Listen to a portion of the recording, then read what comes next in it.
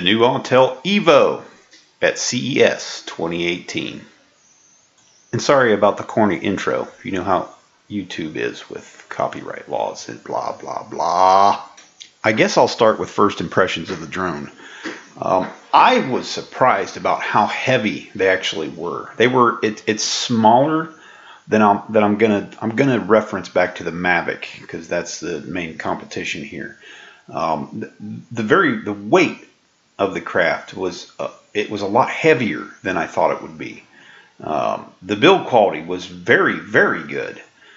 Even though they said that these were test models, these were pre-production, there was nothing out of place, nothing that seemed dodgy, nothing that seemed like they had to go back to the drawing board and redesign. It all looked like that, they're ready to stamp these things out by the thousands.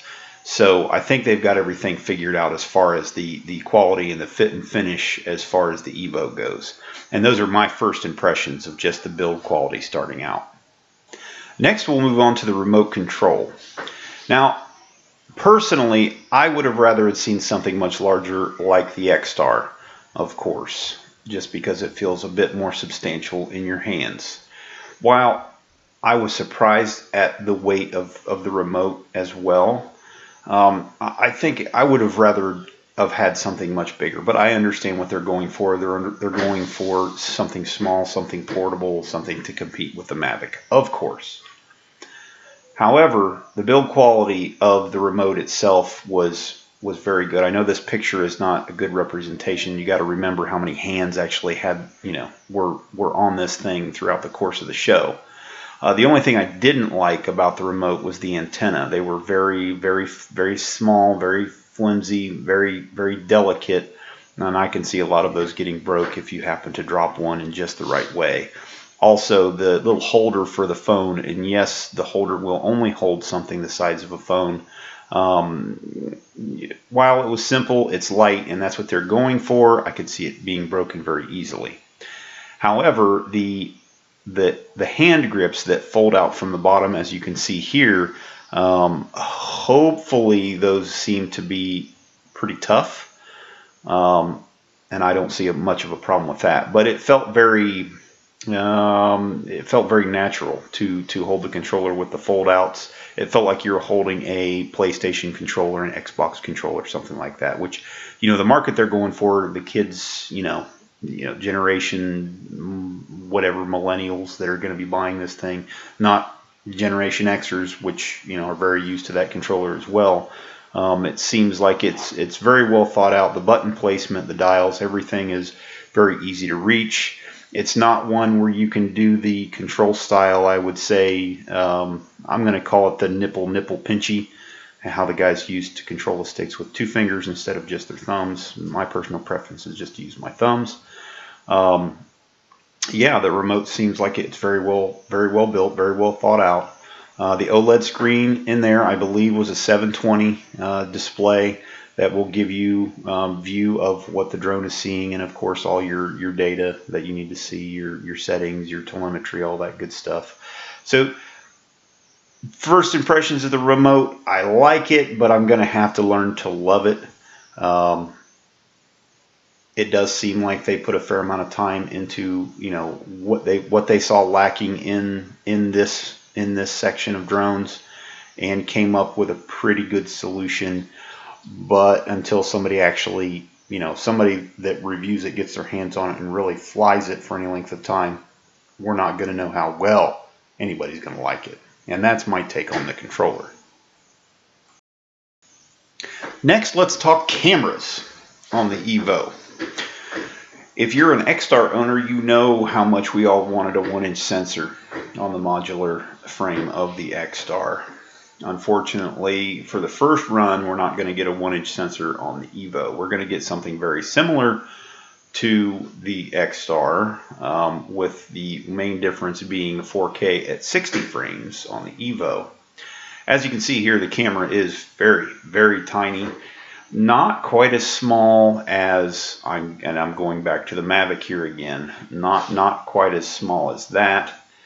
Still 12 megapixel camera. From how it was described to me, it takes images very similar to the X-Star. So I'm happy, but I'm kind of let down by not getting the 1-inch sensor. You can see here the 1-inch sensor on this particular one. My impression of the one with the 1-inch sensor, it doesn't look like it's pre-production. It doesn't look like it's been like thrown together. It looks very well put together. So I would assume more than likely, which is the same problem that the X-Star had, they're having trouble getting their hands on the sensor itself from Sony. Because as you know, everybody in the world wants to use their sensors, not only in other drones, but in cameras. And now, you know, we have all the cars that have all these cameras on them. So I understand to a point why they're not going to release, because the smaller sensor camera, of course, that's old tech. And you know, we don't want old tech, but it's what they can get their hands on. You know, they don't have the buying volume power, and that's kind of a yes and no. It's Autel. Autel is a very large company, but Autel Robotics is not. And if they think they're going to sell X amount, they have to order X amount of sensors to put in X amount of drones. If they don't think they're going to sell that many, they're not going to place the order for the sensors to produce this drone. So that's kind of where they're standing with the 1-inch sensor EVO as of right now. And if you want to know, the 1-inch sensor for the X-Star is done. They're not going to be producing any more of them from, you know, their last production run. So who knows how long that's going to be, but they are still going to support the X-Star. So if you're wondering, no, I am not going to pre-order a first run EVO. I am going to wait for the 1-inch sensor. I might be waiting a while, but I am going to wait. Because as it stands right now, I don't need anything that is portable. I don't need anything that folds up. I have 2 X-Stars currently.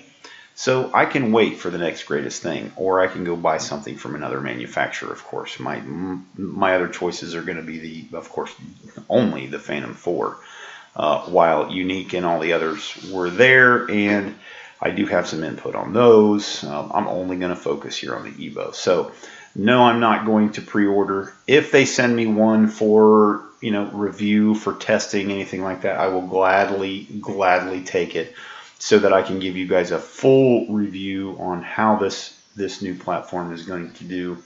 I am going to hold out for the 1-inch sensor.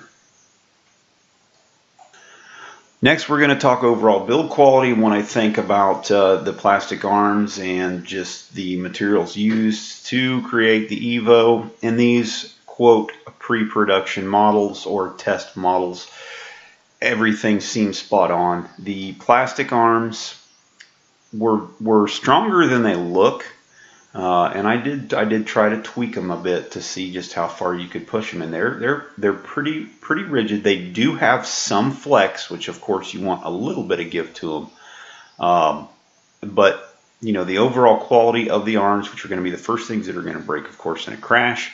While I still believe that it's definitely possible, they're a lot stronger than I first thought they would be. The landing legs are removable, which you'll see in one of the pictures here that I have. So if you do happen to break one of those or want to remove them for any reason, I'm pretty sure it's just a single screw and off they come. Some talk was of Autel not having their FCC ID numbers for the drones, but that's not true. They have all that. They all have that done. There's talk of having carbon fiber blades, or carbon fiber arms, but they're trying to see if the cost outweighs the benefits, because the few grams that they're going to save with carbon fiber might not be worth it to us, the end consumer, but we will see. This particular picture here is of the rear port for obtaining the flight logs from the drone, or stuff that they'll do at their facility if you need to send it in for repairs. You can see the little switch there, Wi-Fi and RC. There's going to be it's going to be a firmware thing, but it's going to have the ability to control it over a phone or the RC. So, a lot like the Spark and things of that nature. The bottom side here of the drone, you can see it has the what do you call this little thing? It has the camera that looks down, then it has the sonic emitters and sensors, so you can tell where it's at and how high it is, of course, because it has front and back and bottom sensors for some autonomy as far as that goes. But as far as the overall build quality, I would say it is excellent. It is a lot better. It feels a lot better in the hand than the other manufacturers. Of course, again, the Mavic I will refer back to. As far as, is it a copy? No. There's only so many ways that you can make a foldable drone. As you may or may not know, the rear arms on the Mavic fold down and out. These all four arms swing out from the body. While it looks similar, they couldn't be more different in my opinion. Now let's talk case. As you can see here, the case for the EVO is going to be of a polystyrene, whatever. It's a case that's very similar to the cases that you get with the Phantom drones. It's about the size of the old-time lunch boxes. It's a little bit taller, but square, of course, you can see. It'll have room, of course, for the drone itself. The remote and possibly a battery in the upper left-hand corner. You can see there that there's a space, but that could be for blades. It could be for the manual. It could be for...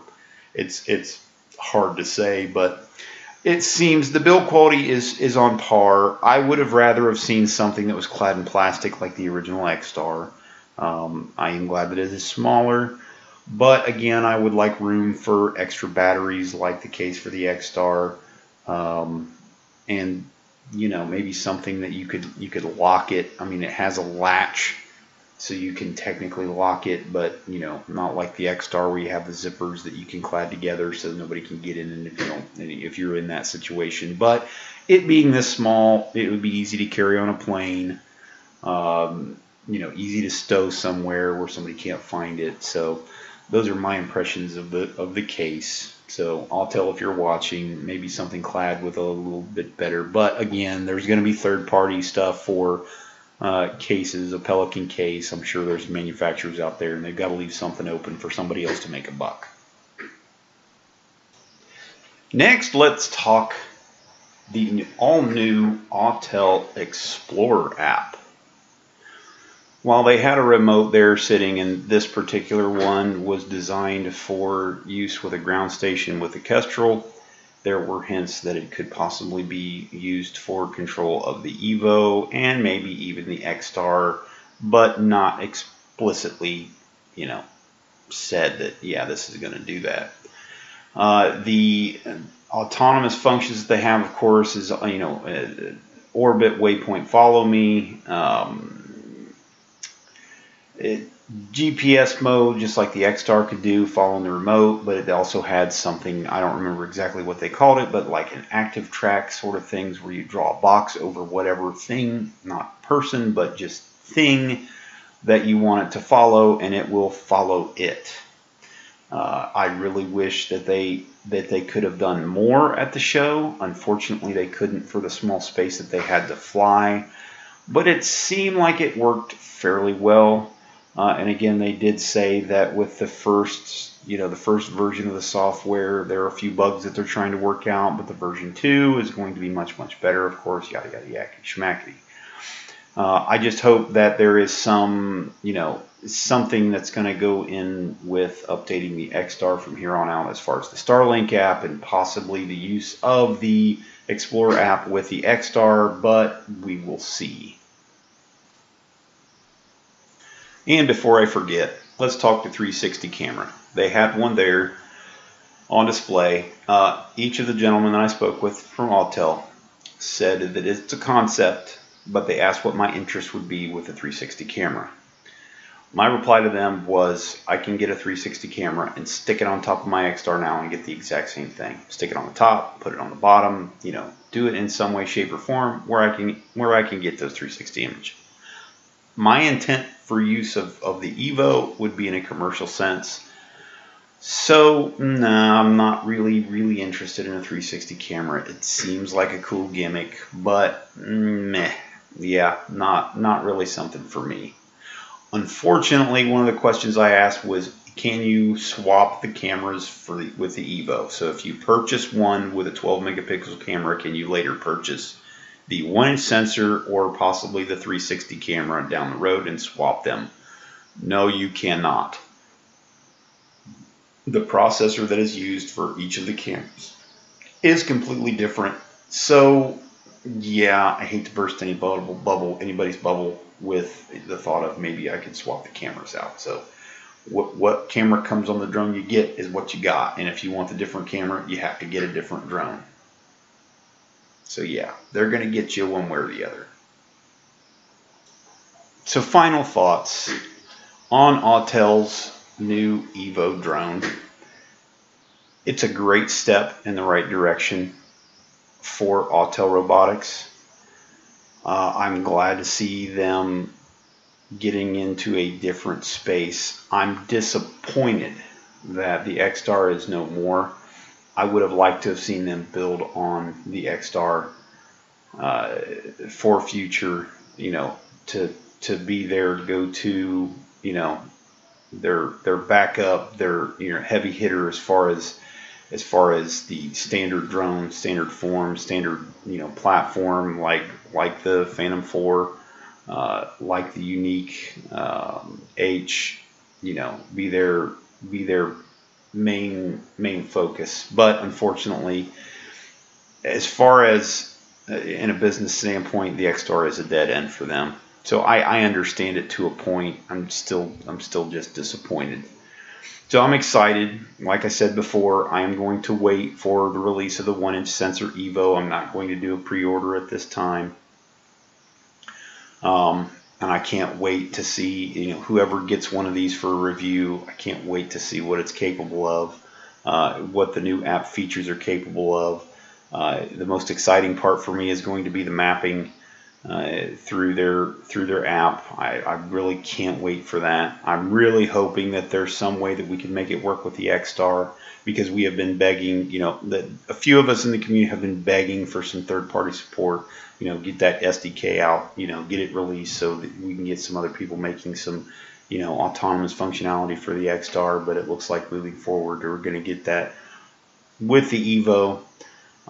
So yeah, if you happen to have any questions about anything else, and I know I forgot a whole bunch of stuff, and you know, I covered so much, I talked with so many people, not only at Autel, but every other drone manufacturer there, asking questions about all these things. Go ahead and post them in the comments, and if I have an answer, I'll give it to you, or maybe I can direct you to somebody that does have the answer. But again, I do appreciate everybody that has asked for this information, that has commented, that sent me messages. You know, it's appreciated, and I'm doing what I can to try to get these videos out as quickly as I possibly can. But again, this is trying to find the time to sit down and be able to do this kind of stuff is kind of tough. And anymore with YouTube, there's not much of a benefit to it unless, you know, unless you're subscribed, unless you're, you know, clicking on those links, you're giving the likes and things like that. So for those of you that do, I do appreciate it. And anything else that I might forget about, or any other videos I think that might be of some benefit to you, I'm going to put them down there in the description. So make sure you check that out. And until next time, thanks for watching, guys.